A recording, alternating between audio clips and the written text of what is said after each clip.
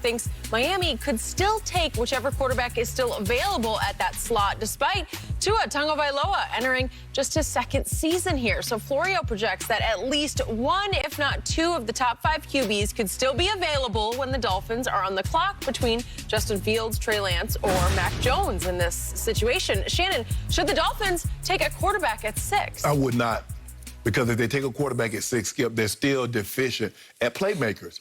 I would take, if Kyle Pitts is there, I'll take Kyle Pitts. If Jamar Chase is there, I'll take Jamar Chase. If Devontae Smith is there, all those other 2 guys off the board, I would take Devontae Smith. I still have the 18th pick, Skip, to go in there and maybe get an offensive lineman to protect Tua. But, Skip, I believe you need to, because what you saw from Tua is, Skip, like you said, what did he have around him? He had Jerry Jeudy, he had Ruggs, he had Devontae, he had Waller. Everybody. So now, give him a similar situation. Put a Kyle Pitts, put a Jamar Chase, put a Devontae Smith, surrounded with some of that other Gesicki at tight end, I think Parker, wide receiver. Yeah. Give him as many weapons as you possibly can to make him successful. Now, Skip, Chan Gailey is out as offensive coordinator. Eric Studsville, I know him. He was the running back coach at Denver, filled in as a head coach for a minute. And George Godsey, they're now the co-offensive coordinators. I just believe, Skip, with Miami, because this division is not getting any easier. Buffalo's going to be to deal with. Yep. I believe the Patriots, I don't know what you think about the Patriots, but I believe they'll be better than what they were last year. So this is not going to be an easy division. I would take a skill position player.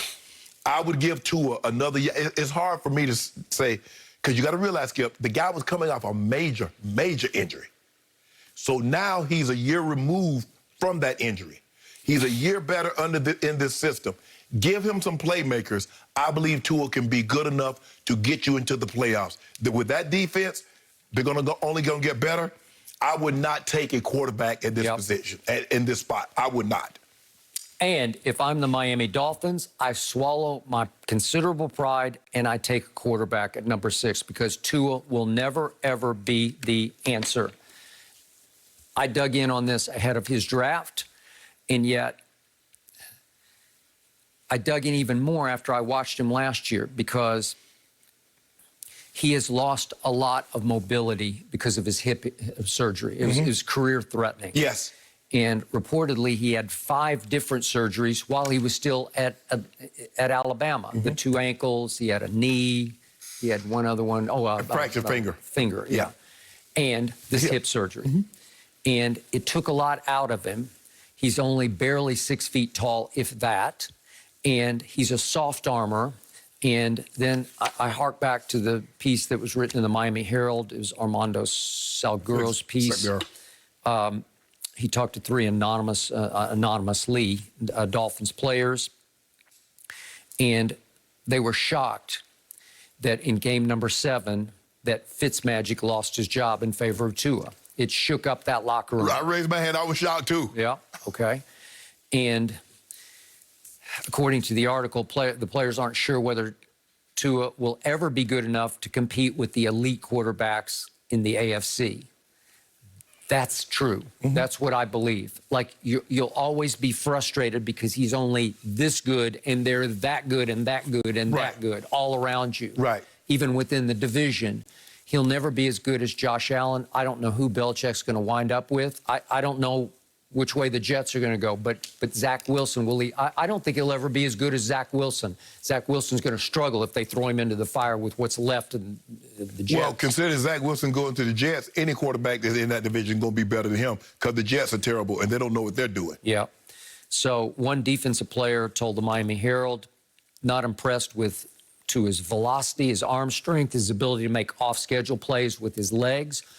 All that changed with the surgery. He never had a strong arm to begin with. He had an accurate arm, but then he started getting beat up and he started losing his nerve in the pocket. He started losing some poise in the pocket because you just do. That's what happens, Skip, is that when you take those, now he has to understand, I can't stand in here. Yeah. Because, Skip, he would wait to the very, very last minute, always trying to make a play. Yeah. And now, let that play go. Throw that ball out of bounds or get the heck up out of there. And like you said, he's not as mobile as he once was. Now, he was never Kyler Murray or Lamar Jackson, but some of his mobility is going to be interesting to see how much of it comes back after a year of training and not the last 7-8 months of rehabbing. Because basically he's rehabbing to have his pro day to show that the hip was healthy enough for him to play. I thought this year was going to be a redshirt year. Okay. And I think a lot of the Dolphins was hoping, because they saw how well Fitz was playing, they're like, man, we got a chance to make the playoffs with Fitz. They did. Yep. And yet all the teammates underscored the fact that they love Tua. He's a great kid. I got no issue with that. I'm just talking about his ability to perform at the highest level in this league. Yeah, we could be friends. I don't see it. I want to win. We can still be friends. Okay, I got it.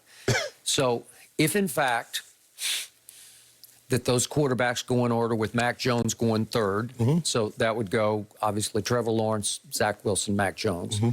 Then, depending on what happens at 4 and 5, it's possible the Dolphins are going to be sitting there. It's possible they're going to be looking at Trey Lance or Justin Fields, right? They might. Yes.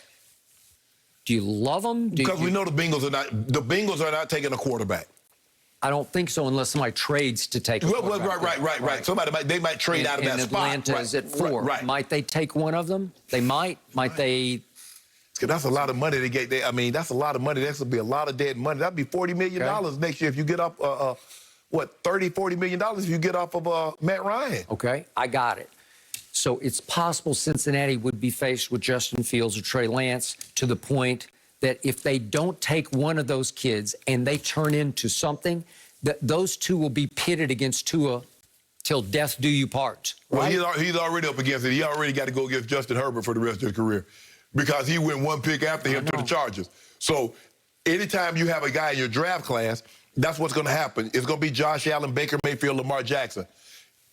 This draft class is going to be pitted. That's just the way it was, just like the 83 draft, just like the 04 draft with Roethlisberger, Eli, and Phillip Rivers, Skip. That's just the way it works, and you're right.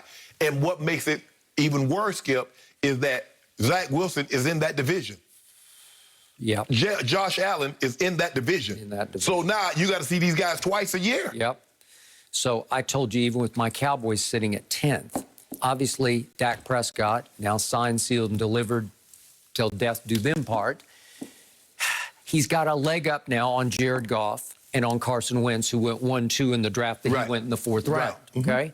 But if, let's do Trey Lance, or whichever, Justin Fields or Trey Lance, but especially if Trey Lance slides to Dallas at 10, well, obviously they can't take him now. Why not? So they'll have to let him go. Why not? Well, because they bet the whole ranch. But you say the upside. They bet 2 ranches. Upside. Okay, well, you can't have your cake and eat it, too. You've been pounding your side of the table for them to sign Dak. Pay him whatever he wants, and they did. They did. They gave him every last penny of exactly it's your own fault. what he demanded. You should have bought it when it was a bargain price. Okay, well, what I'm saying is, let's say Trey Lance slides past him. Let's say he falls to Belichick at 15. Let's say he instantly becomes a star in New England. Let's just do the hypothetical. Well, a lot of people are going to get fired. Well, I'm going to be shaking my head over, my God, we could have had Trey Lance. Exactly. We could have just sit right there, and we could have had Dak on one more year of franchise tag at, what is it, close to $38 million. But that's a bargain for me, to have 1 year of Dak and just let him walk, let him go, and we'll take Trey Lance and have him ready to go. But Skip, the cap number is only $22 million. You want the cap hit of $38 million? Yeah, I'd take it if I thought Trey Lance, again, do I think Trey Lance is going to be better than Dak Prescott? I do. You do? In the long run, I do.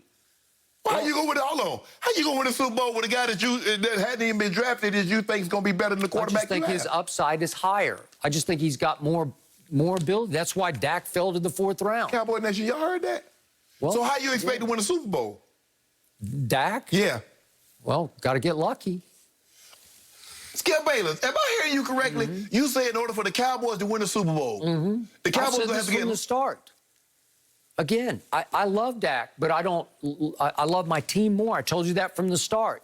He's making way more money than he is worth. I told you that the day he signed. What aren't you hearing from me? Skip. I told you that. I told you. You loved it. You celebrated because you knew he was way overpaid. This is the guy you gave Fs to 6 times in his last 13 games in 2019. But when you were explaining to the people at home why he shouldn't get the money, you also gave him F. You say he deserved it. You gave him F, but he deserved it. He didn't play well. You listed the game. You listed New Orleans. You listed the Eagles. You listed the Patriots. Well, you listed all those games. He played horrible by his standards. By